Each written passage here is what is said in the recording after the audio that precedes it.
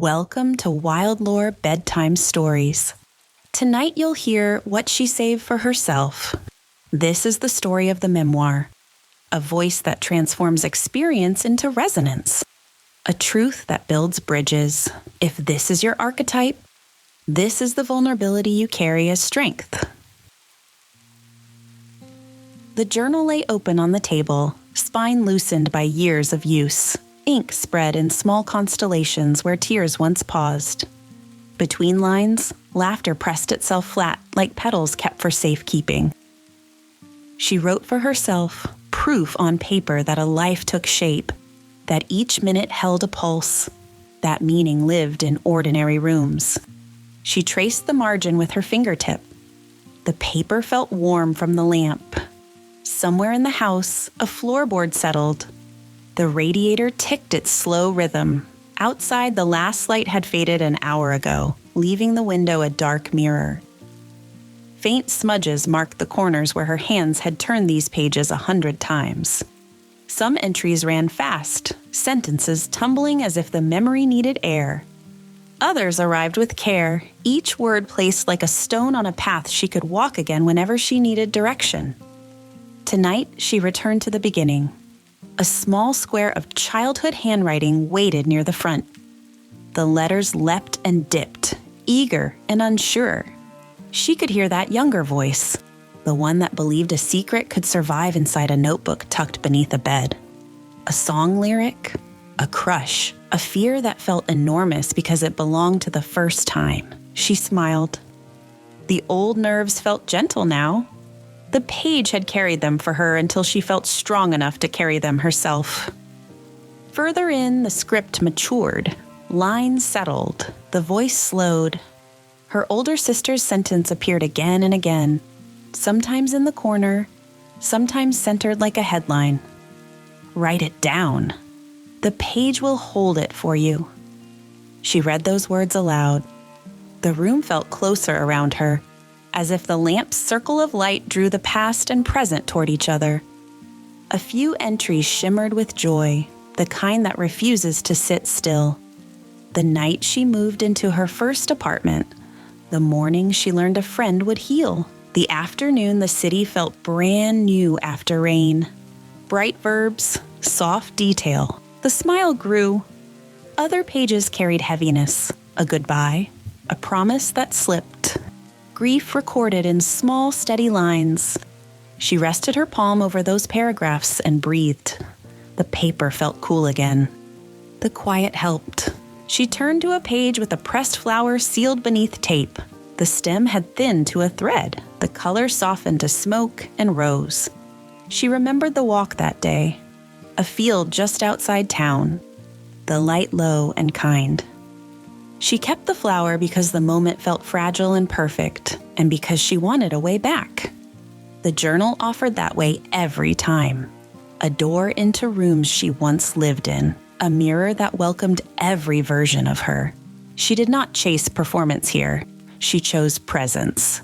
The page asked for honesty and gave relief in return. She lifted her pen and hovered above a blank line near the bottom. The tip touched down. A date.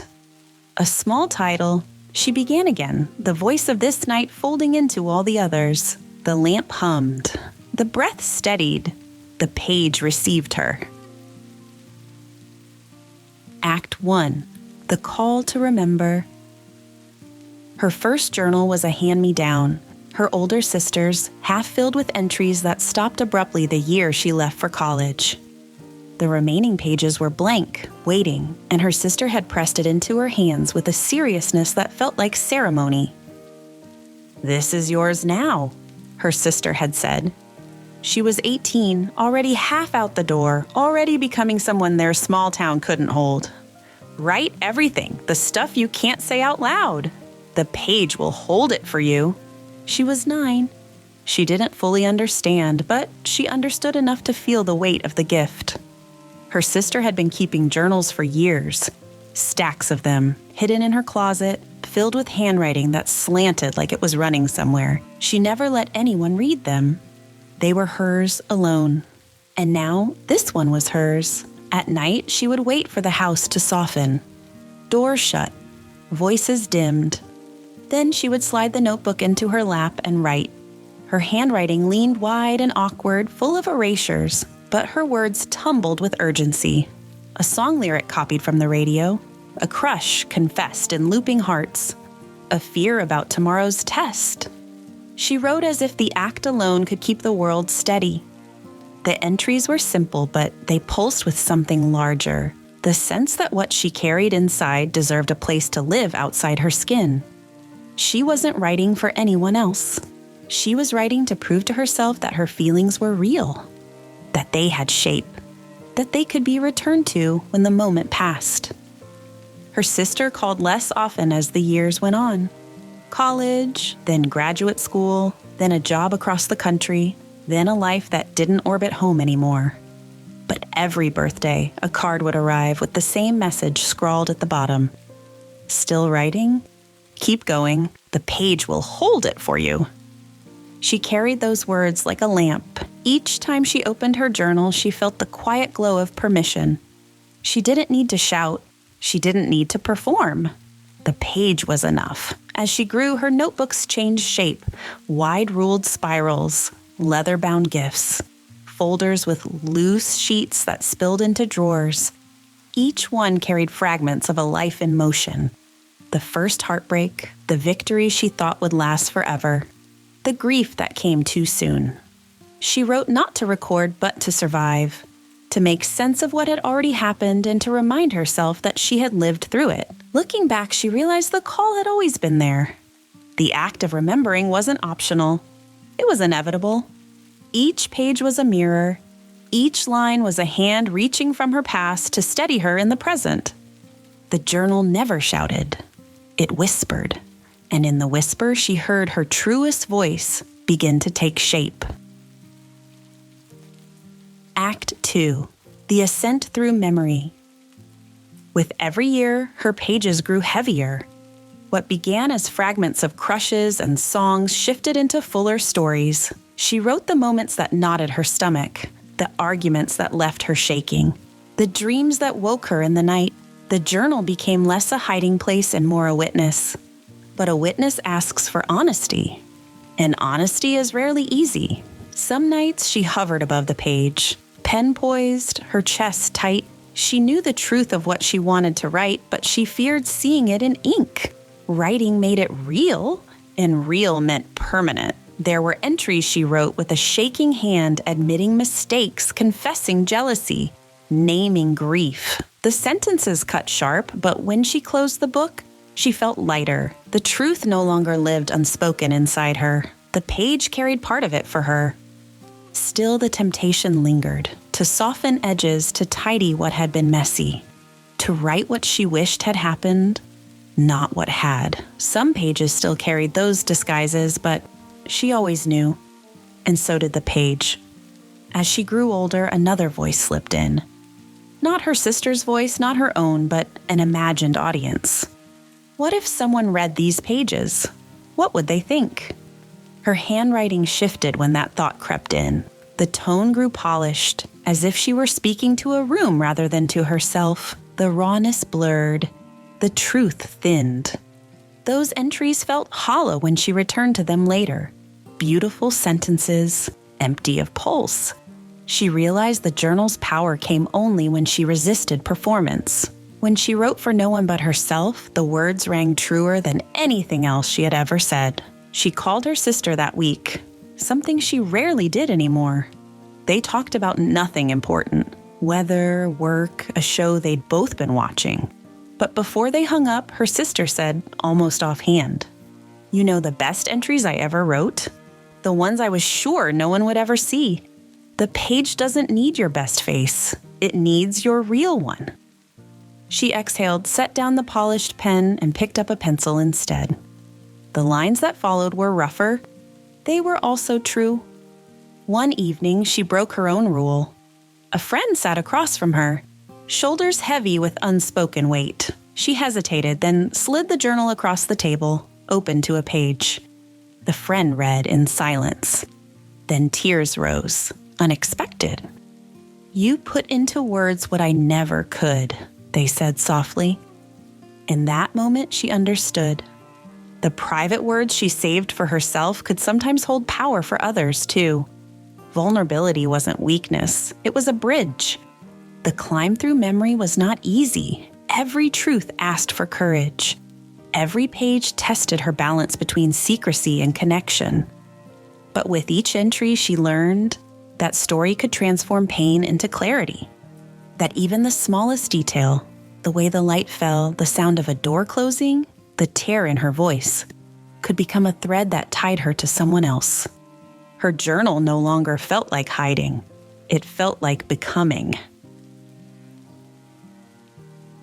Act 3. What she saved for herself.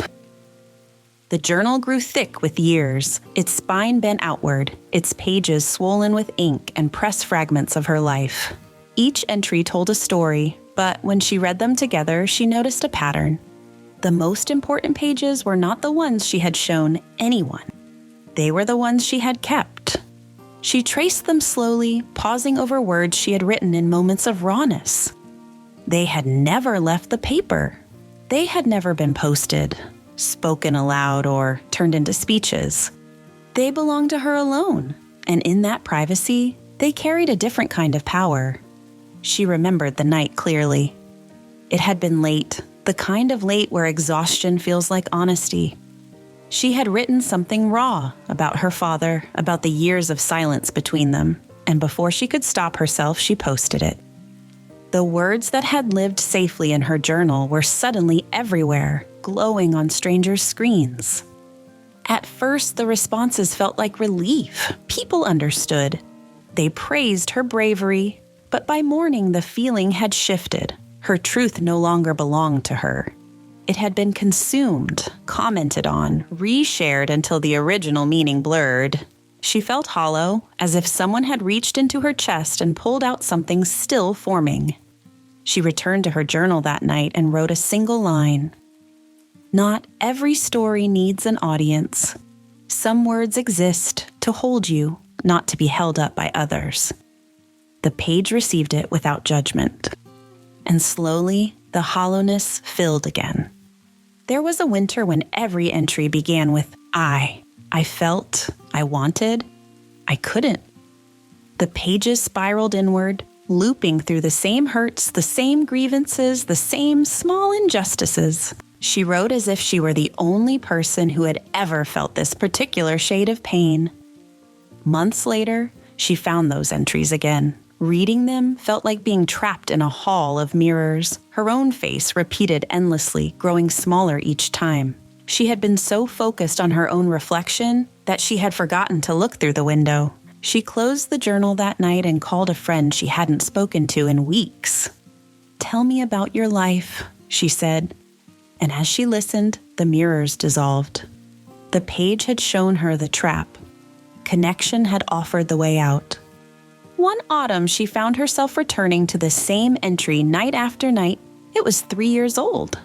The day she learned about the betrayal, the words still jagged on the page. Each time she read it, the wound reopened. Each time she felt the same heat in her chest, the same tightness in her throat, as if no time had passed at all. The journal had become an anchor, holding her in a room she had already left. She could smell the coffee she had been drinking that morning. She could hear the way his voice had cracked. The past was more vivid than the present. But then she noticed something she had missed before. The entry ended. The page stopped. And beneath it, a new date began. A Tuesday, unremarkable, a note about groceries and a phone call with her sister. She had moved on, even when she hadn't realized it. The journal had held the pain so she didn't have to carry it forever. She closed the book gently. "You can visit," she whispered to the old wound. "But you don't live here anymore." She leaned back and realized what the journal had always been teaching her. It was not a stage. It was not a cage. It was a mirror. And mirrors reflect only what stands in front of them. The pages she saved for herself became her truest strength. They reminded her that story is not only about sharing, it is also about keeping. About holding the parts of life close enough to remember, but safe enough to grow from. On one page, she had written in the margin, "This is only for me." She smiled when she saw it now. Those private words shimmered brighter than the ones she had offered to others. They were not less valuable because they were unseen. They were more. In saving these stories for herself, she had saved herself. She rested her hand on the cover, the journal now closed but warm beneath her palm. It felt heavier than it had when she first opened it tonight, not with weight, but with presence. Every line she had written over the years still lived inside, stitched together into something whole. She turned the book sideways and tapped its edge. A thin sliver of blank pages remained, enough for a few more nights, a few more truths, a few more pieces of her life pressed into ink. She flipped to the very last page. White, untouched. The space waited patiently. She did not write on it. Not yet. Instead, she held the pen above the paper and smiled. That emptiness was its own story, the proof that tomorrow still had room to speak. Her sister's words echoed once more, traveling across all the years and all the miles. "Write it down. The page will hold it for you," she whispered back. "And so will I." She closed the book fully, slid it against her chest, and exhaled. The night settled around her. The silence felt like company. What she saved for herself was not the memory alone. It was the truth that she had lived. That every moment, even the ones she never shared, carried meaning. And that was enough. This was the story of the memoir.